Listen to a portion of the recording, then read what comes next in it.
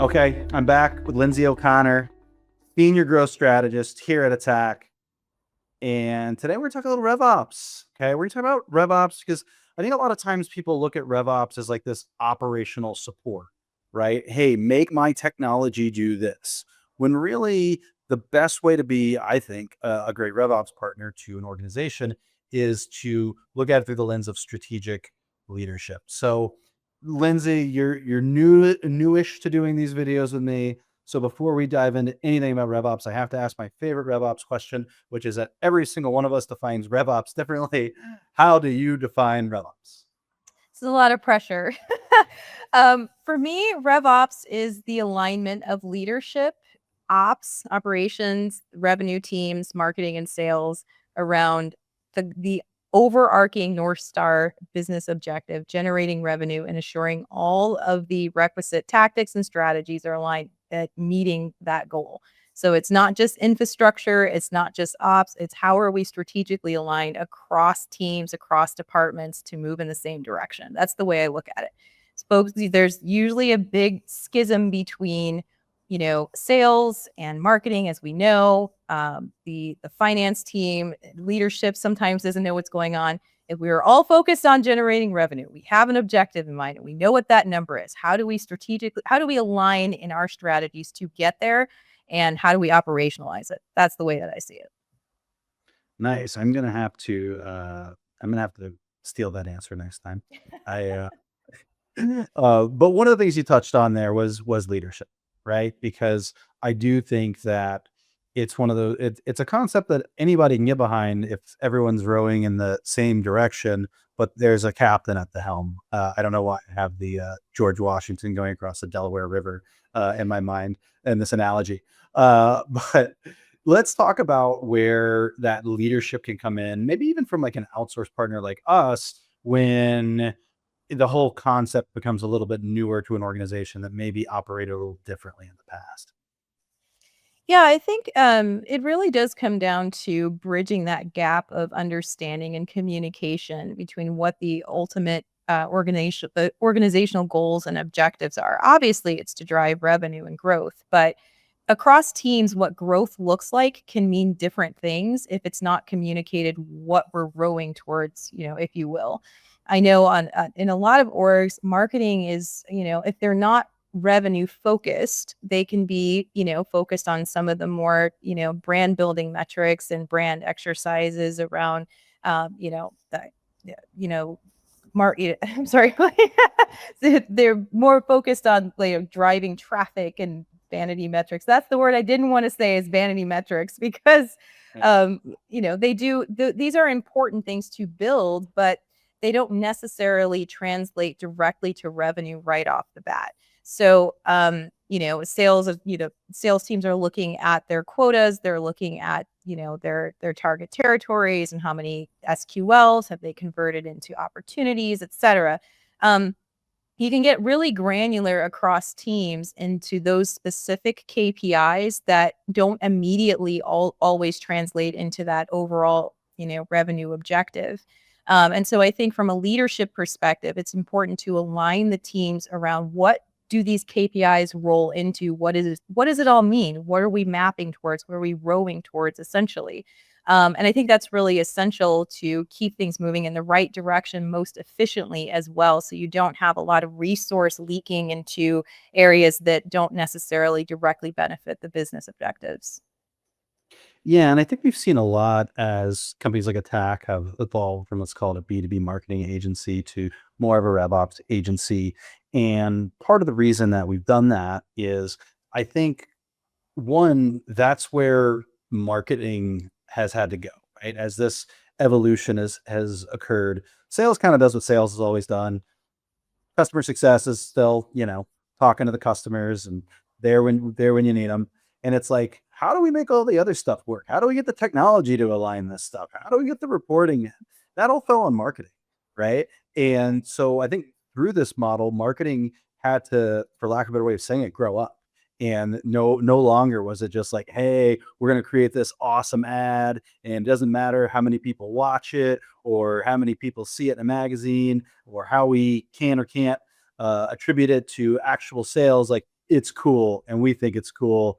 And some guy at a competitor told me he saw it and he thought it was cool too. So now we all think we're awesome. Right. And that was that. I mean, maybe that's a mean stereotype for old school marketers, but they had their cake and ate it too for a long time. Right. And I think now marketing is being held to a much higher standard, right? Which is how is all this activity leading to revenue growth? And Mhm. so it's interesting that because that marketing had to make that shift before everybody else, that I do think like a lot of the leading voices are coming, on RevOps are coming from marketing because we were kind of the first who, for survival reasons, had to make the shift, right? Um, so what's the best way for, RevOps professionals to be able to kind of take, whether it's somebody who's in sales or customer success, or maybe even marketing still stuck in the past, and kind of bring them along and get them rowing in the right direction? Yeah, I think one of the key components there is not just clear communication, but allowing folks to have buy-in into the success as well by having visibility into the success metrics. I think there tends to be again a schism between what information is readily available to which team, and so it can create departmental silos. And I think it's important to bring everyone into the fold. And that really also comes down to what tools are you utilizing to track those successes? And is everyone able to access those tools so they know what all this means? And I think that making sure that strategy integrates the inputs and expertise of those different departments into the overall movement is really important as well. I think again, marketing, as you said, tends to absorb a lot of the fallout from other departments, whether it's Mhm. the tech stack or the sales enablement tools, et cetera, all the content building for demand gen. But it's really important to integrate the other teams into the execution of the tactics as well. So everyone has buy in to the outcome and successes. Yeah, I think when it comes to RevOps, sometimes involvement is the key to alignment, right? Yeah. I remember doing a big marketing campaign for a customer in the mid 2010s that all centered on this trade show, and we unveiled this great campaign and everything led up to it. And we would say that we tried to talk to sales all the time, and they were like, "We don't care, your marketing, stop talking to us." But once they showed up and they were kind of like, "Oh, this is cool. Why didn't we know about this?" You kind of started realizing like, maybe you just have to make, it's marketing. Sometimes you have to be a little bit more intense than you want to actually resonate, to actually get the attention that you're looking for. And I think that what I've come to realize, and as we've worked with a lot of different customers, is when you're working with the different departments and you're kind of showing them their role is in the overall growth and how each department needs each other, it really kind of helps that unity a lot more. Have you seen, would you agree in this involvement equals alignment idea? Yeah, absolutely. I think again, it comes down to ownership and buy-in to the outcomes. If everyone's involved in the development of the strategy and the tactical execution of it, there's that innate ownership of again the successes of it. And also again, because each department has their expertise and their own point of view, you naturally will evolve the org's capabilities and capacity for growth and over time. In my opinion, no one should exist in a silo in an organization. Marketing shouldn't stay siloed, and especially not from sales. And the dev team should have involvement in the development of any Marcom execution. Everyone should be involved in the process. And I think that just creates a healthier, more cohesive organization. But again, it's about efficiency too, efficiently executing on your strategic plans. And when everyone has buy-in and involvement, it's a system of checks and balances. You execute work more efficiently, effectively, and excellently. And I think that's really essential these days. There could be no more silos, especially in this digital world. We should all have baseline understanding of the tools and tactics that we all need to move ahead. Yeah, going back to my analogy of the high five, right? Like the high five should be across departments when you land the big Yeah. customer, and everyone should be excited because marketing was able to utilize different tools to educate the customer into becoming a little bit more interested, and they brought them to sales. And then as they went through that longer sales cycle, particularly on the B2B side, more of that marketing support was there, and eventually they closed, and now the customer service team's ready to onboard them and give them the best experience, and everybody together play a role in that customer coming on board and then staying on board for a while. And I think, Yeah. when everybody understands that, and I even think that kind of goes back to one of the things we've talked about previously with like, if you have the right attribution models, right, then when you can see where marketing's role was in the sale, you obviously, Took the sales, thought right out of yeah.